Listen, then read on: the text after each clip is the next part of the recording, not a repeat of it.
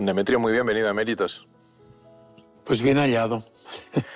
¿Dónde estamos en este sitio tan bonito? La verdad es que Córdoba tiene tantos rincones para visitar, pero ¿dónde estamos? Estamos en el Seminario Mayor, el Seminario de San Pelagio, en uno de los patios cordobeses que aquí se cuidan con esmero. ¿En qué sentido el patrimonio, y estamos en una ciudad donde rebosa el patrimonio, puede ser también una oportunidad pastoral? Sin duda, primero porque es la condensación de la fe de tantos y tantos siglos, ¿no? Y segundo porque hoy, a día de hoy, es expresión también de la fe de un pueblo que no solo se expresa con palabras o con celebraciones, sino también pues con monumentos, con imágenes. En Andalucía eso es grandioso y hay continuas manifestaciones pues de fe, lo que llaman la Magna Mariana o la Magna del Vía Crucis o la Magna, es decir, se ponen todos los medios al servicio de esa expresión que resulta siempre grandiosa, es una manifestación de fe. Hace muy poquito tiempo que ha pasado a la condición de emérito, imagino que en lo esencial no cambia nada, pero en lo accidental no sé si suena un poco menos el teléfono, ¿cómo anda de actividad? Bueno, estoy ocupado todos los días, pero muchos días en cosas que yo mismo me programo. Otras, pues cosas que me vienen dadas, ¿no? O sea, actividad no me falta. Lo que hay es un cambio esencial que yo llamo descargado. Es importante. La agenda del obispo le viene dada, incluso impuesta, por una serie de acontecimientos, de visitas, de celebraciones. Pues yo de todo eso ahora nada, con lo cual no estoy aburrido porque tengo trabajo continuamente aquí y fuera de Córdoba, pero me siento como muy ligero de equipaje y muy descargado en la agenda. Le he leído que quería aprovechar este tiempo para irse a una parroquia a confesar. ¿Es cierto? ¿Ya lo está haciendo? ¿Qué? Sí, ayer mismo estuve confesando en una parroquia y luego celebrando una misa porque el cura tenía varias. Sí. A mí me ha gustado toda mi vida ser cura, párroco de parroquia. Luego, bueno, he tenido que hacer de obispo 20 años, bendito sea Dios, y también he estado muy contento. Pero, no sé, la cabra tira al monte y yo tiro a parroquia, a ser cura de pueblo o de parroquia y el contacto directo con la gente. Y tira al confesionario, de alguna manera se está recuperando el sacramento de la confesión, qué importante. A mí me parece que el sacramento de la confesión, por lo menos en mi propia historia personal, en lo que yo he visto en mi entorno, donde hay cura que confiesa, hay penitente que se acerca. Por tanto, la gran crisis del sacramento de la penitencia viene en grandísima parte pues porque el sacerdote no tiene tiempo, o no puede, o no quiere, pero vamos, en general los sacerdotes están disponibles, ¿no? Pero claro, si tiene que atender 4 cosas, pues la que sufre es esta. Hace falta personal y tiempo y sosiego. Cuando la gente ve que el cura se sienta a confesar, hay ratos en que está libre, pero son los menos. Si te sientas a confesar, yo el otro día fui a otra parroquia distinta, ayer a otra, y el rato que me siento es interminable, la cola de gente, ¿no? Intuimos que sí, ¿no? Que si volviera a nacer, volvería a ser cura. Claro, sí, sí. Es lo mejor que me ha sucedido en mi vida y estoy muy contento de agradecerle a Dios que me haya llamado, que me lo haya dicho tan pronto, porque Dios llama cuando Él quiere, ¿no? Y a mí me lo dijo pues en la edad temprana, en la niñez, ¿no? Y ya pues he orientado todo, mi preparación hacia el sacerdocio, del que nunca he dudado. He tenido siempre la certeza de que Dios me llamaba. Y así ha sido, porque ya he cumplido los 50 años de cura, pues le doy gracias a Dios de que me haya llamado, de que me lo haya dicho tan pronto y de que me haya tratado tan bien. Porque es que ha sido, bueno, una pasada.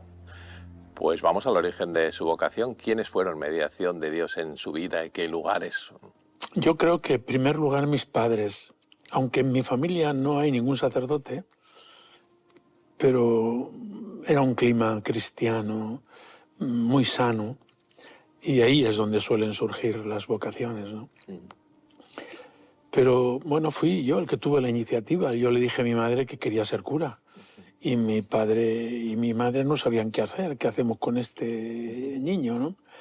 Y mi padre lo dijo, pues mira, llévale al párroco, don Pablo Gil Utrilla, que era el párroco de mi pueblo, Puente del Arzobispo. Y mi madre, me acuerdo, ir de su mano hasta la casa del párroco. Don Pablo, ¿qué dice el chico? Porque de 3 hermanos que somos, soy el más chico. Dice el chico que quiere ser cura.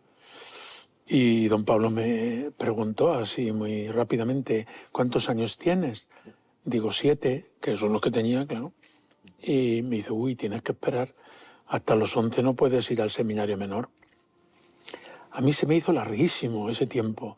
De toda mi vida ese es el tiempo como no acababa nunca. De los 7, los 8, los 9, los 10, hasta los 11.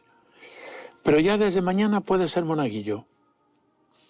Y lo he repetido muchas veces. Me pareció el mayor ascenso de toda mi vida, porque no era nada y pasé a ser monaguillo. Todos los días ayudaba a misa y podía acercarme, comulgar, servir.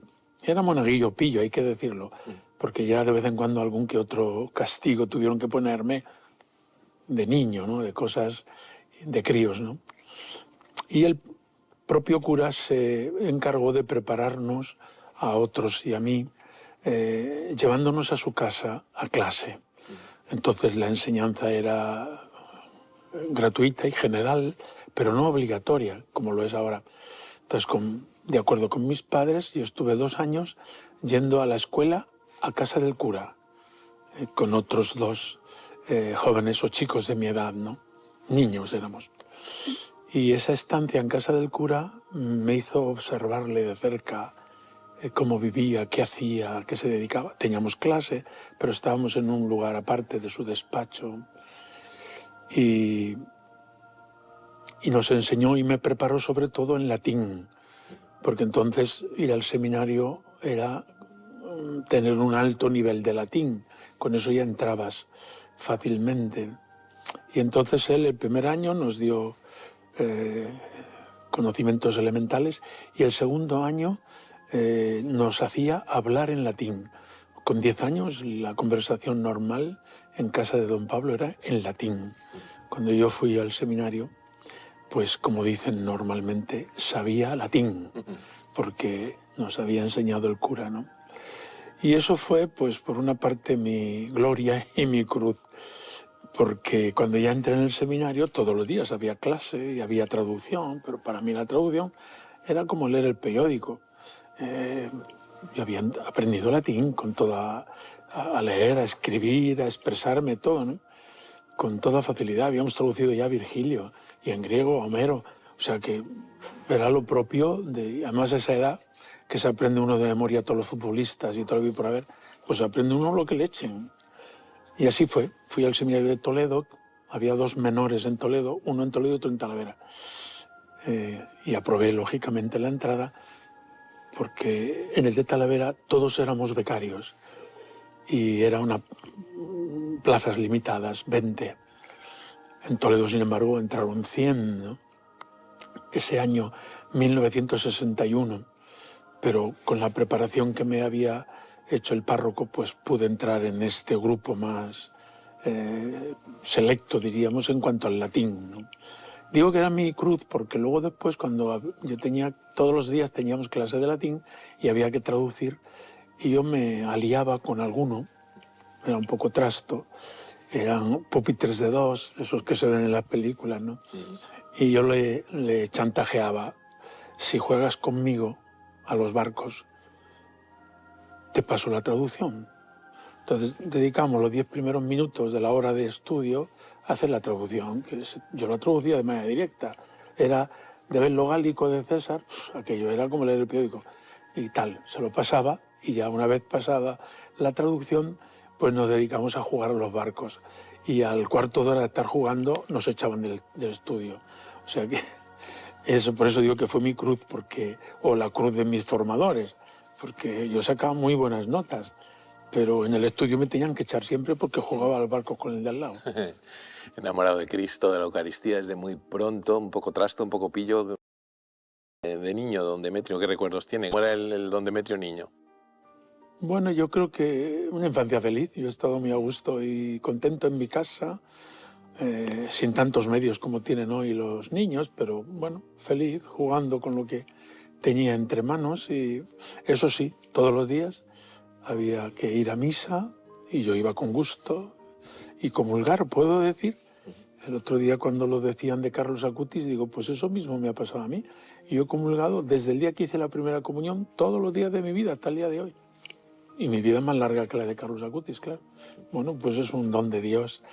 Sí, esto se iba como introduciendo espontáneamente, porque el cura no solamente nos enseñó latín en la escuela, diríamos, sino también nos daba charlas, nos enseñaba cosas de la misa, en fin, nos iba introduciendo, casi sin darnos cuenta, en esta relación con Jesucristo.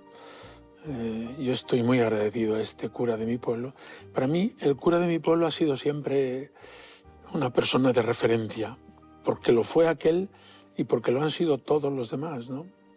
Cuando fui ordenado obispo, me dijeron, tiene que llevar 2 sacerdotes que le presentan. Y yo dije inmediatamente, uno el cura de mi pueblo. No se me ocurrió otro cargo en Toledo, y había muchos, ¿no? El cura de mi pueblo, por esto, porque tengo la experiencia de que el cura de mi pueblo ha sido una grandísima ayuda en mi vida. Y el otro fue el vicario general de Tarazona, pero el cura de mi pueblo ha sido para mí como una persona muy querida, como un apoyo fundamental. Con mis padres, porque yo con mis padres me llevaba muy bien, y con mis hermanos, pero el cura de mi pueblo era el referente. Trinidad y Demetrio, sus padres ¿cómo eran? Pues dicen que me parezco mucho a mi madre. Por tanto, los que me conocen, pues mi madre era así, negociante, etcétera, ¿no? Y mi padre muy trabajador, un hombre silencioso, trabajaba de sol a sol en el campo y luego en la cerámica. Yo me acuerdo de él, pues eso, muy trabajador, metiendo la cerámica en el horno, toda la noche atizando el horno con fuego de jara, de leña, etcétera, ¿no? Luego ya al final con hornos eléctricos, pero me acuerdo de la niñez, ¿no? Éramos alfareros en casa y yo me metía pues a jugar. No he trabajado así propiamente nunca, pero sí he hecho botijos y platos y jarras. Y en alguna ocasión en Córdoba, en la Rambla, que son muy alfareros, pues me han nombrado alfarero honorario, porque un día me metí en el torno y dice un abuelete, dice, se ve que no es la primera vez que entra. Digo, no, hemos entrado muchas veces, aunque ha sido a jugar, ¿no? Bueno, pues mis padres y mi padre hizo cursillos de cristiandad cuando yo tenía como 10, 11 años, antes de irme al seminario, y aquello cambió a mucho mejor todavía. Mi padre y mi madre iban todos los días a misa a partir de ese momento, rezábamos el rosario en casa. Era una familia de las de antes, pero muy cristiana. Y mi hermana, en ese contexto, se fue de monja y mi hermano es casado. Así que teníamos las 3 vocaciones en casa y convivíamos con esas 3 vocaciones, sí. Además, qué imagen tan bonito, ¿no? Como barro en manos del alfarero. Sí, en mi pueblo esa canción es como el himno nacional. Sí. Y de hecho se me ocurrió decir que me gustaba y me la cantaron el día de la ordenación episcopal en Tarazona, y aquí, el día que llegué, no sé por quién se enteraron, la cantaron en la catedral también a la comunión. Yo quiero ser, etcétera, ¿no? Un vaso nuevo. Un vaso nuevo. Y es muy bonita, sí. En mi pueblo se canta, yo creo que todos los domingos, ¿no? Porque se la sabe todo el mundo y es muy bonita, sí. ¿Eran 4 hermanos? ¿Falleció uno de pequeño? Sí. Teresa murió a los 2 años. Pues entonces no existía la penicilina. Le vino una infección y se fue. Luego nació otra niña, que es la primera. La primera es la que murió. Después esta, también le pusieron el mismo nombre, María Teresa. Luego mi hermano Teodoro y un servidor, Demetrio. Me llamó como mi padre. Padre. Pero el nombre era un poco raro. y se ve que mi padre se resistió a ponérselo a su hijo primero. Se lo puso al hijo segundo. Bueno, yo contento, porque en todas partes donde he estado, en el seminario, en Roma, en reuniones de obispos, decir Demetrio, todo el mundo dice obispo de Córdoba, no hay otro, en toda Europa, ¿no? Bueno, al otro le puso Teodoro, que no digo yo que Demetrio esté mal, pero vamos, el que adora al Señor, ¿no? Teodoro. Sí, Teodoro. Sí. Y su hermana Teresa, religiosa de las misioneras cruzadas de la Iglesia, para los que nos estén viendo, ¿cuál es el acento, cuál es el carisma de estas misioneras? Pues la fundadora era una hermanita de los ancianos desamparados en Bolivia, y el nuncio y el obispo la sacaron y le dijeron, tú catequista, y si en un año se unen otras 11 mujeres contigo, fundamos una... O sea, ella ni siquiera fue fundadora por intuición o iniciativa suya, sino por que los obispos, tanto el nuncio como el obispo de Oruro, la metieron en ese lío. Por tanto, el carisma de la congregación es un carisma de, como diríamos, de evangelización de primera línea. Son religiosas que están en las parroquias o tienen centros de formación, sobre todo de chicas. La fundadora ha sido pionera en la promoción de la mujer, etcétera, ¿no? Y mi hermana las conoció y se fue con ellas y ahí ha estado con ellas hasta la muerte, ¿no? Sí, para mí, lo digo y creo que no, nadie se extrañará, la falta de mi hermana, que ha muerto hace 3 años, en estos días los cumple, yo he sentido mucho más la muerte de mi hermana que la de mi madre y mi padre y los demás. A todos ellos los he llorado oportunamente, ¿no? Aunque cuando pienso en ellos me alegro porque ellos han pasado mejor vida. Ellos están mucho más a gusto que yo aquí, así que cuando pienso en ellos me viene inmediatamente la alegría de ver lo bien que se lo están pasando con el Señor en el cielo. Pero bueno, yo los echo de menos porque me gustaba mucho su compañía, ¿no? Pero cuando ha muerto mi hermana, es que mi hermana y yo es que hemos sido, diríamos como eso, hermanos, pero hermanos en la vocación. Hemos compartido muchos momentos de alegría, también de etcétera, ¿no? Así que cuando ha muerto, le digo a mi hermana, es que me he quedado sin ti. Bueno, nos hemos llevado y nos llevamos muy bien, mi hermano y yo, el casado, con sus hijos, que son mis sobrinos, y sus nietos. Ya son sobrinos nietos, y es que yo ya, lógicamente, sí, uno de ellos hizo un trabajo en la clase de religión y le dieron un 10, se titulaba Mi tío abuelo, el obispo de Córdoba. Digo, y el título me llega al alma. Mi tío abuelo, obispo de Córdoba, es bastante espabilado. Y él encontró la coyuntura y con eso tuvo buena nota en ese curso. Bueno, su tío abuelo fue ordenado sacerdote en el año 1974 por don Marcelo, pues todo un regalo, ¿no?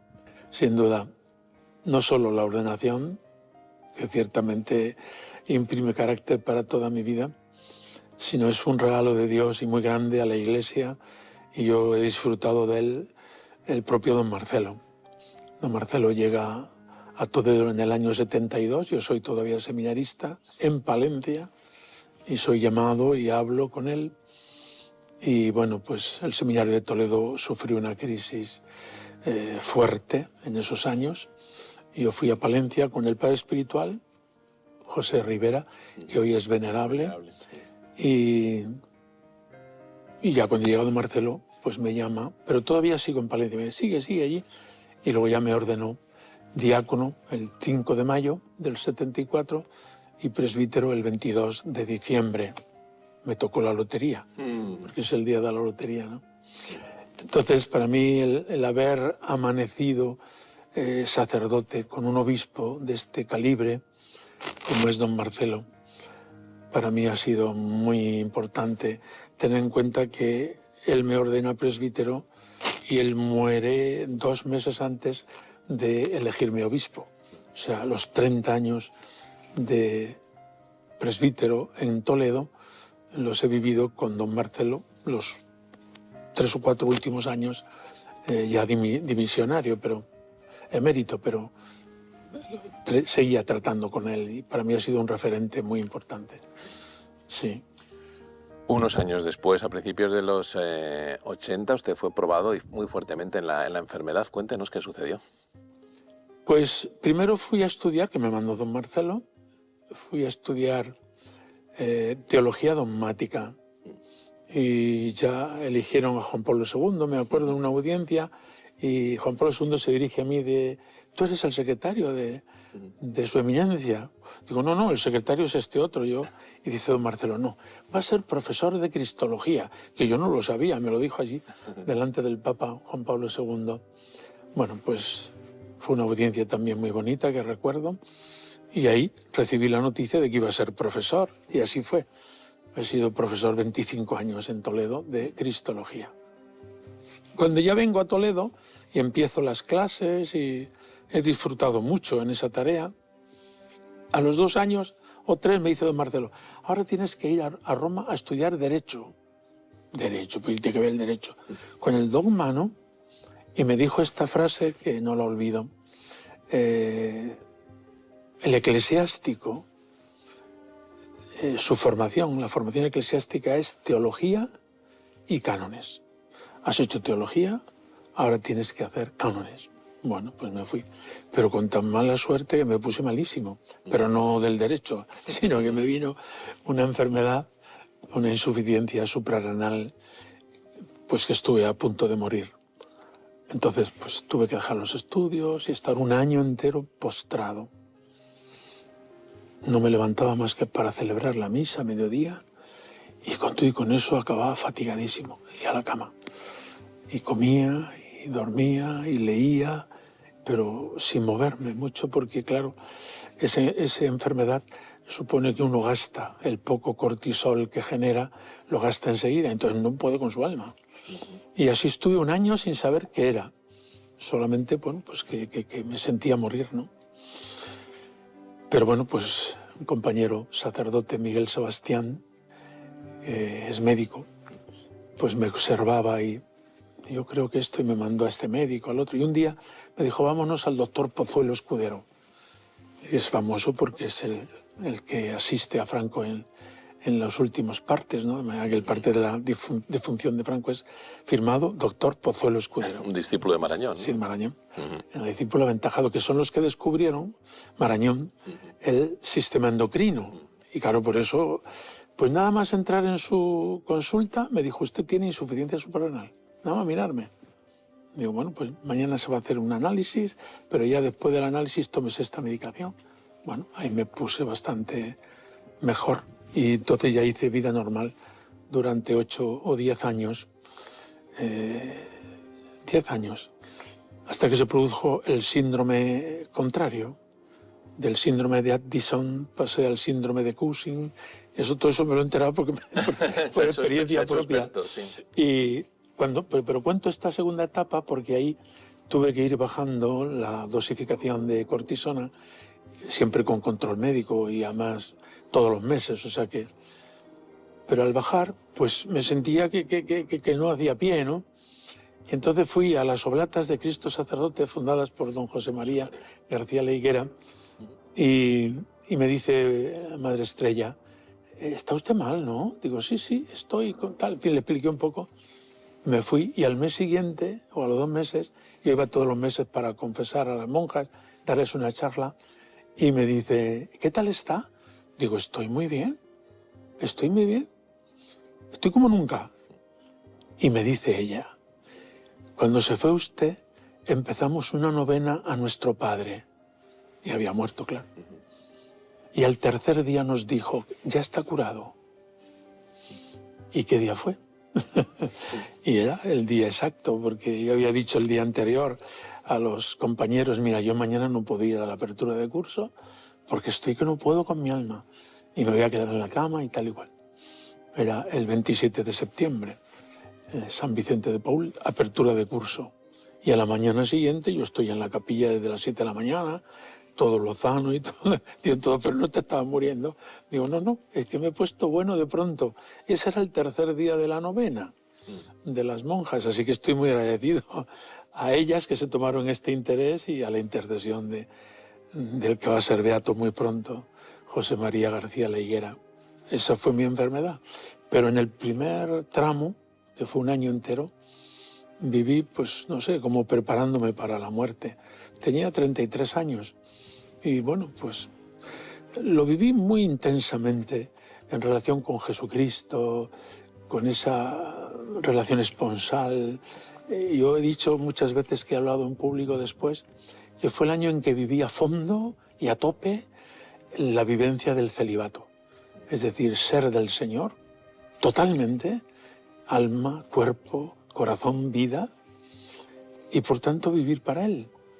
Yo ese año lo viví y me ha marcado para toda mi vida. O sea que se lo agradezco a Dios también, aquella experiencia de enfermedad. Ya que nos habla de intercesión, si Dios quiere, el próximo beato, José María, en García la Higuera, ¿cuáles son sus santos favoritos, don Demetrio? ¿Tiene algún santo favorito? Muchos. Y además ahora trabajo en las causas de los Claro. santos. Muchos, sí, sí. Los santos son mis amigos y me llevo muy bien con ellos.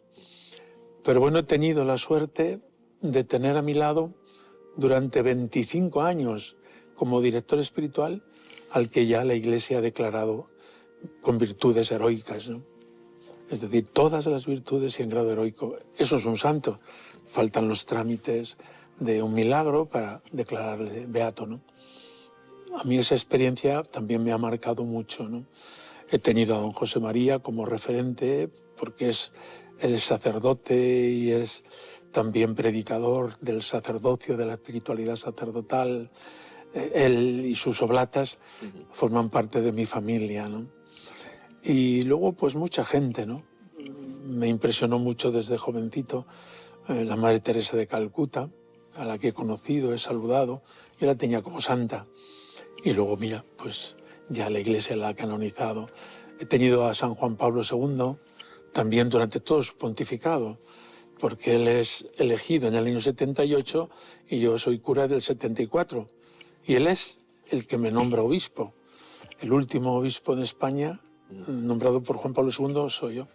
Así que también le he tenido mucha devoción porque me ha parecido un evangelizador con una energía, no solo física, sino sobre todo espiritual, capaz no sé, de remover el mundo entero, como todos sabemos, ¿no?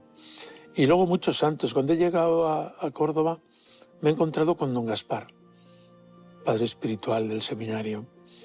Sí, durante los 15 años. Murió el año pasado, pues 14 años. Y sobre todo los 10 primeros, que estaba lúcido y ágil, tenía la impresión continua de estar tratando con un santo. La Iglesia lo dirá en su momento y yo no anticipo el juicio de la Iglesia, pero vivir, convivir, confesarse, tratar, preguntarle, aconsejarse. He tenido santos a mi lado durante toda mi vida, así que bueno, tengo que ser santo de todas. Se ha reencontrado, imagino, hasta con un doctor de la Iglesia, ¿no? San Juan de Ávila. San Juan de Ávila, bueno, claro. Sí, ese le tengo yo devoción desde que llegué al seminario menor. Cantábamos Apóstol de Andalucía y desde Toledo hasta Pastilla, ¿no? Y mira por dónde he venido a caer, a la diócesis de San Juan de Ávila. Y por él, pues he hecho muchas cosas, o hemos podido hacer, porque no es cosa solo mía, ¿no? Desde el doctorado, que ya estaba casi a la peregrinación de todos los obispos, viniste tú a Montilla, y luego congresos, difusión, traducción de sus obras a distintas lenguas. En este momento se han traducido al polaco, al portugués, al árabe, al estonio, al ruso. Barbaridad. Y está en camino del chino.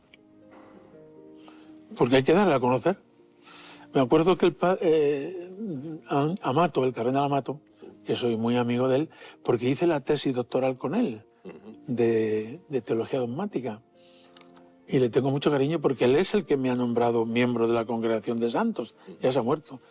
Pero le tengo también mucho cariño. Bueno, el caso es que hablando con él, y pues él me ha introducido mucho en el mundo de los santos y él me ha enseñado muchas cosas en relación con todo esto que estoy diciendo, ¿no? Y en relación con San Juan de Ávila, etcétera, ¿no? Bueno, pues el mundo de los santos son mi familia, así que ahí estoy metido. Dios quiera que se me pegue algo. Vamos a subir, luego volvemos a bajar a Córdoba, a Tarazona, su primera diócesis. ¿Qué nos cuenta? ¿Cómo es aquella gente? Pues es una gente muy noble y yo me entregué con alma, vida y corazón. Tenía 54 años cuando me eligieron obispo de Tarazona. Para mí fue un choque muy fuerte muy fuerte, porque yo en Toledo llevaba 30 años de presbítero, pues no sé, como que me movía como pez en el agua. En ese momento era párroco de Santo Tomé, en Toledo, y cargos diocesanos, había sido provicario general, era profesor en el seminario, había sido rector de vocaciones de adultos, etcétera, ¿no? O sea, no sé, estaba como en mi salsa. Y de pronto se cumplió aquello del Salmo, como un tejedor devanaba yo mi vida y me cortan la trama, dice el Salmo. Pues sí, es como ¡pum! Tienes que ir aquí. Y yo le dije al nuncio cuando me dijo, el Santo Padre le ha nombrado obispo de Tarazona. Yo le dije, ¿y dónde está eso? Y me enseñó un mapa y ahora sí que lo sé muy bien y muy queridos para mí. El otro día don José Antonio Satué, nuevo obispo de Málaga, dice que para que un aragonés te dé su amistad hay que haberse tomado un saco de sal. O sea que las cosas no son tan prontas. Mientras que en Andalucía no, es desde el primer día. Se te ofrece la amistad por parte de todos. Bueno, pues, pero yo llegué a Tarazona y claro, venía de una diócesis grande, movida, con mucha vitalidad, Toledo, a una diócesis pequeña, escasa de recursos, en todos los sentidos, ¿no? Seminario, pues había solo uno. Me acuerdo Juan Pablo II que me dijo, pero ¿y cómo? Un solo seminarista en la visita de Límina. Digo, bueno, yo haré todo lo que pueda por hacer crecer aquello. Pero la gente muy entrañable. Creo que llegué a empalmar como amistad con muchos. Los sacerdotes son 60, con lo cual los conocí en la primera semana, ¿no? Y habitantes 83.000, pues igual. Y ahí pues recorrí todos los pueblos y todas las instituciones, todas las gentes. Ahora ya jubilado me han invitado a Calatayud, a la Virgen de la Peña, he ido con mucho gusto. Y bueno, pues claro, me encuentro con toda la gente 20 años después. Y ya soy un poquito más viejo, pero toda la gente también le han pasado 20 años. Sí, pero bueno, tuvimos ocasión de volver a vivir aquellos momentos en Tarazona que me enseñaron a ser obispo. Esas diócesis pequeñas tienen la tarea de enseñar a un obispo tras otro. Cuando ya le han enseñado, se lo quitan. Te enseña porque a ser obispo se aprende, ¿no? Sí, claro. Sí, uno no sabe ni cómo. Además, empiezas a ser obispo, a tomar conciencia de que eres obispo, porque todo el mundo te trata como obispo. Y uno dice, pero anda, pues resulta que el obispo soy yo. Bueno, pues ya está bien. Son años 5 que fueron, años felices en Tarazona, realmente. Y mantengo relación de amistad con los sacerdotes, con los fieles, etcétera, ¿no? Córdoba es un poquito más grande que Tarazona, pero me consta que se ha cogido el coche y también se ha recorrido la diócesis entera, ¿eh? Córdoba es 10 veces más. Son 800.000, ¿no? Yo cuando llegué, bueno, pues... Pero era joven también cuando llegué, tenía 60 años. Digo siempre que a Córdoba he venido con tarjeta dorada, porque cumplí los años y a los 15 días vine. Y siempre he usado la tarjeta dorada. Sí, he sido chofer del obispo y secretario particular del obispo. Y me he recorrido toda la diócesis, por lo menos 2 veces de visita pastoral y luego otras muchas de visita puntual, de fiestas, de momentos que había que celebrar. Sí, pero he ido hasta el último rincón, hasta la última aldeíta. He celebrado la misa en todas las capillas y iglesias, conventos, parroquias, y me he reunido con todas las cofradías de toda la diócesis, que son 600 cofradías, ¿no? Y he visitado todos los colegios, que son 450, colegios de enseñanza pública en su mayoría y también concertada o privada. Sí, me conozco la diócesis de Córdoba de arriba abajo y cuanto más la he conocido, más la he querido, de verdad, porque realmente me he encontrado con mucha gente, muchos sacerdotes muy buenos, muy entregados, y muchos laicos, muchos fieles, jóvenes, adultos. A muchos de los jóvenes que he conocido al llegar ya se han casado, ya tienen niños, ya. Quiero decir, la vida, son 15 años que he estado. Córdoba me ha dado momentos muy, muy felices de mi vida. la ordenación, por ejemplo, de 70 y tantos sacerdotes en el seminario, el contacto con los seminaristas. Eso rejuvenece muchísimo, porque ves cómo Dios sigue llamando, con qué generosidad responden, y a por todas desde el primer momento. Todo eso es una novedad preciosa, vista año tras año, año tras año. En la diócesis de Córdoba, menos de 40 años de edad, hay más de 100 sacerdotes. O sea que es una diócesis con un clero joven, que además va tomando el relevo según van pasando los años, ¿no? Han tenido distintos equipos de gobierno. Bueno, pues eso, que vayan entrando otros y otros y nos vayamos renovando. Cosa que en muchas diócesis, pues no, tienes lo que tienes y con eso tienes que... En Córdoba hay mucha riqueza de sacerdotes jóvenes, con mucho empuje y con muy buen espíritu. Es un presbiterio muy unido. Ahí ha influido mucho don Gaspar, como he dicho antes, que ha configurado todo el presbiterio. Hay un laicado enorme, cursillos de cristiandad, el camino neocatecumenal, ahora Emaús, EFETA, todas las realidades nuevas que están como explotando, digamos, en la Iglesia, ¿no? O eclosionando, ¿no? La diócesis de Córdoba y luego todo el mundo cofrade.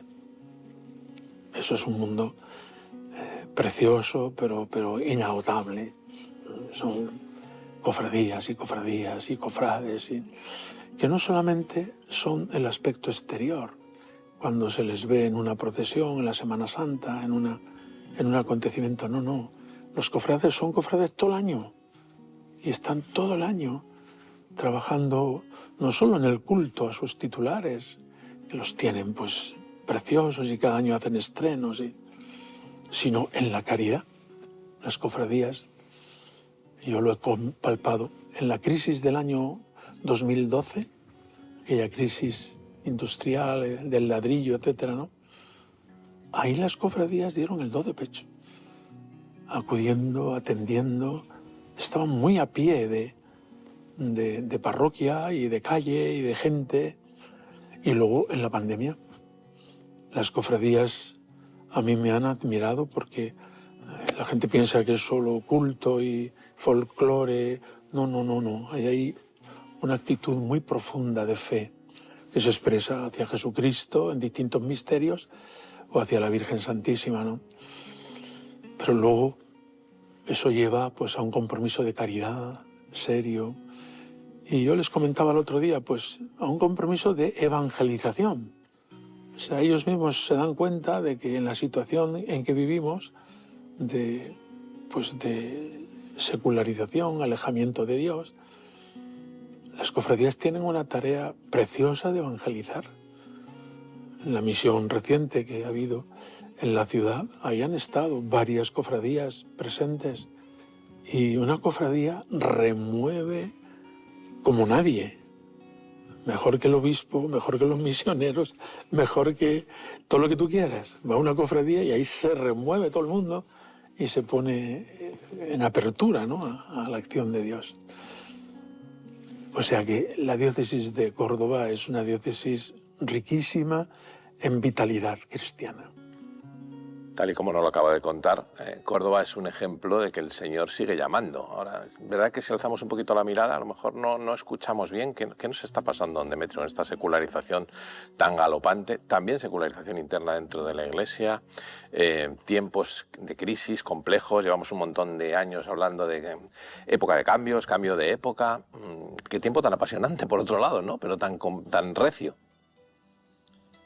Sí, tenemos que estar muy atentos, ¿no?, a los signos que Dios, que el Espíritu va manifestando, ¿no?, para aprovechar todas las circunstancias y a ver por dónde quiere Dios que sigamos evangelizando, porque está claro que el Evangelio es la solución, es Jesucristo la solución a todos los problemas del mundo, ¿no?, también del mundo de hoy. Pero bueno, pues tenemos que estar atentos para ver cómo lo transmitimos, esta experiencia, de manera que respetemos la libertad y nadie se sienta acosado. El Papa Francisco le gustaba, y me gusta a mí también, pues que la evangelización no es proselitismo, sino que es por atracción. La evangelización se ha producido en toda la historia por atracción, por atractivo. Y para eso el testimonio. Tiene que ser un testimonio muy visible, muy notable. Y así es, los grupos que tienen, diríamos, tarea y personas que acuden y tal y cual, pues son los que viven muy testimonialmente. No vale ya, pues eso, un lugar donde tú predicas o anuncias todo un sistema o toda una manera de vida. No, no. Tienes que ir primero con el testimonio y luego, cuando te pregunten, respondes por qué vivimos así, ¿no? Yo creo que esta va a ser la forma del presente y del futuro de la evangelización. Pequeños grupos o pequeñas comunidades en parroquia o en movimientos o en jóvenes, en adultos, en matrimonios, que viven la vida cristiana o intentan vivirla, claro. Siempre estamos en camino. Y al vivir la vida cristiana de esa manera, transmitirlo a otros. Ven y verás. Y será muy boca a boca, muy uno a uno, muy etcétera, ¿no? Yo creo que eso es importante. Y esto en Córdoba yo lo veo muy notablemente realizado. Por ejemplo, para los jóvenes, que no lo he visto en otras diócesis, en alguna otra lo hay, pero en general no, es el tema de las peregrinaciones. Todos los años en Córdoba existe la peregrinación a Guadalupe. Ya se ha celebrado la 30 años. Empezó don Francisco Orozco, que ahora es obispo de Guadix, cuando él era curita de 25, 26 años. Ya han pasado 30 años, por tanto él tiene 50 y tantos, ¿no? Pero le he oído a él cómo, pues aquello que parecía una quijotada ha ido asentándose y, claro, aquellos primeros ya están casados y son abuelos incluso. Pero yo he visto, en los 15 años que me ha tocado acompañar, he visto una fuerza enorme en esta línea. Es decir, es una movida juvenil que lleva su austeridad, sacrificio, peregrinación, privaciones, pero donde se habla explícitamente de Jesucristo y de la Virgen todo el rato. Y donde se les propone continuamente el sacramento de la confesión. Y donde muchos chicos y chicas se han enganchado con la vida cristiana, que luego se cuida durante el año, en sus parroquias, en su movimiento, etcétera, ¿no? Y ha sido fuente continua de, pues es lógico, entre jóvenes, de vocaciones al matrimonio. Yo conozco muchos que se han conocido en la peregrinación a Guadalupe y que hoy son familia cristiana, casados, etcétera, y con hijos que se enganchan de nuevo a Guadalupe. O sea, la peregrinación a Guadalupe es toda una parábola de juventud, pero es una expresión muy viva de que los jóvenes hoy no van sin más a una charla que les des, pero se apuntan a un bombardeo, es decir, se apuntan a una peregrinación. Yo creo que esta fue la intuición de Juan Pablo II con la JMJ, o sea, llamar a los jóvenes y han acudido y sabemos que eso ha producido un fruto enorme, ¿no? Yo soy consciente de que son muchísimos más los jóvenes que no van, evidentemente, pero que haya esa semilla año tras año, pues también de ahí han surgido muchas vocaciones al seminario, al sacerdocio, a la vida contemplativa, en chicas, en chicos, a la vida religiosa. O sea, Guadalupe es como un caladero de todas las vocaciones, porque es lo propio cuando uno es joven, pero está muy centrado en Jesucristo, en la devoción a la Virgen, en la vida sacramental de grupo. Hay chicos o chicas que van por primera vez, que están ahora más despistados que yo sé qué, pero enganchando en una de esas, yo creo que ese es el camino. Y lo mismo pasa pues con experiencias como cursillos de cristiandad, o el Camino, el Catecumenal, o Emaús, o Efetá. Son como pequeñas comunidades y eso es lo que atrae a quien sea, ¿no? No sé si pensando en los despistados, pero yo le he visto dar testimonio explícito hasta en TikTok, por ahí, en redes sociales. Ah, sí. Hay que hacerlo. No, eso lo hacen los medios de comunicación. Yo hablo y predico y luego yo no sé. Llega, ¿eh? Sí, pero yo no entro, me entran o me introducen. Sí, eso lo he visto, por ejemplo, el año pasado en la JMJ, en Lisboa, que los chicos, cuando me veían, pero si es don Demetrio. Y Que digo, no eran de Córdoba, que le conocían de ¿tú otros de dónde sitios. eres? Dice, yo de Bolivia, el otro, yo de no sé dónde, de toda América Latina, creo que está muy extendido. Bueno, yo no he hecho nada, lo hace la delegación de medios y trabajan en este punto conmigo y ahora lo hacen con don Jesús y en el sentido de difundir la palabra del obispo y a mí me parece que es un buen servicio. Y yo me encuentro ahí, pero como una cabra en un garaje, porque yo no sé, cogen los trozos y los ponen y sé que tienen muchos seguidores, sí. Eso es usted que es muy batallador, en el buen sentido de la palabra, eso es dar la batalla cultural, es batalla espiritual, son las dos juntas, ahora que estamos con esta terminología del católico en la vida pública batallando. A mí me parece que es fundamental que sea una experiencia profunda, personal, es decir, cuidar la vida personal, la vida espiritual, la relación con Jesucristo, los sacramentos, etc. Pero no basta.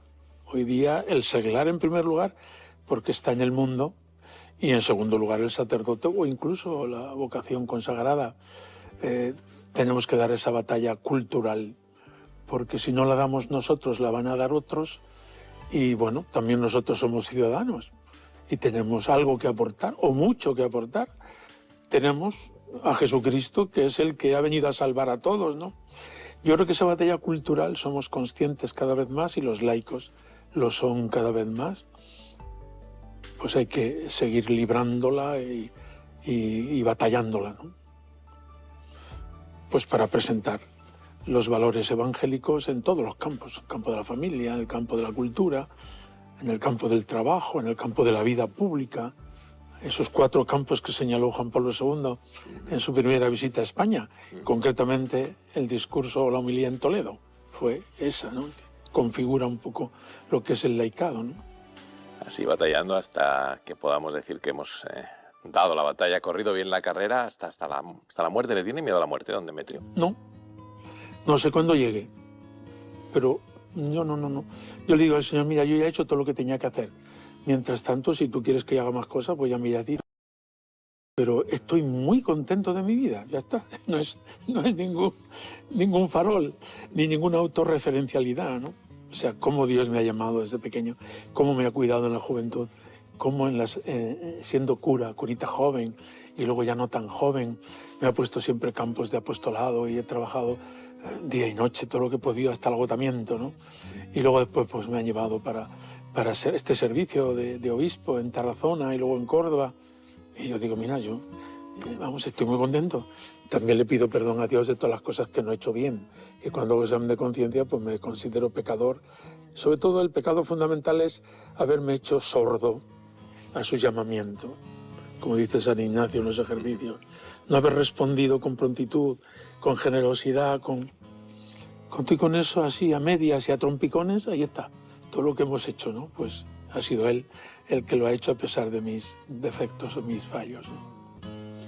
Tal y como lo ha contado ya es un testimonio, pero terminemos dirigiéndonos especialmente, no solo, pero nos ve mucha gente mayor y quizás algunos de ellos un poco bajitos en el termómetro de la esperanza, ahora que venimos de todo un jubileo de la esperanza que no defrauda.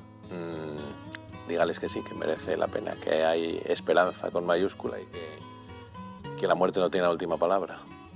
Nuestra esperanza es Jesucristo, que ha roto las cadenas de la muerte y que ha vencido el pecado y que nos ha dado su Espíritu Santo.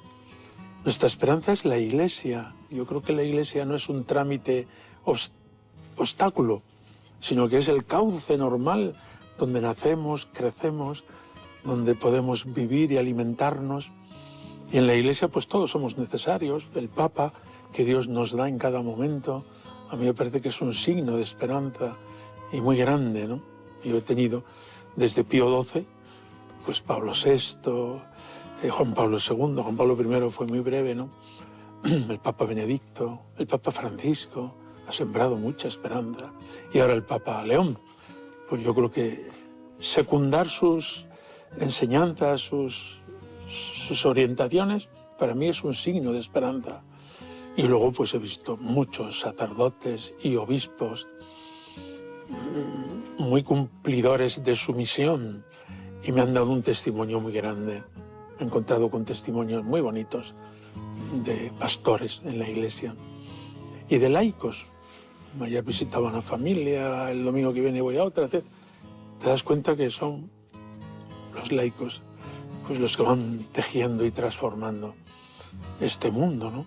Y hay muchísimos laicos. Yo creo que en eso hoy hay muchísimos más que al terminar el Concilio Vaticano II, por ejemplo. Y más incisivos y más... Eso es una esperanza enorme. Y yo veo que los jóvenes, aquellas minorías creativas de las que hablaba Benedicto, van a transformar el mundo. Y entiendo que muchos jóvenes están perdidos, que muchos jóvenes van por otro lado, sí, pero si hay suficiente sucesión de generaciones jóvenes con esta esperanza que no defrauda y que viene de Jesucristo, que viene en la Iglesia y que viene de María, yo creo que ella es vida, dulzura y esperanza nuestra, ¿no? Pues yo creo que la vida puede vivirse con mucha ilusión, con mucha esperanza y con muchas ganas de vivir y de comerse el mundo. Don Demetrio, muchas gracias por haberse dejado radiografiar. Aquí le dejamos, en eméritos, ahora que lo tiene recién estrenado, aquí le dejamos con el corazón inquieto hasta que Dios quiera. Nos gusta decir que dejen la puerta abierta por si nos da por volver algún día. Bueno, muy bien. Muchas gracias a vosotros y a 13 Televisión y a toda esta campaña que hacéis y a vuestro trabajo.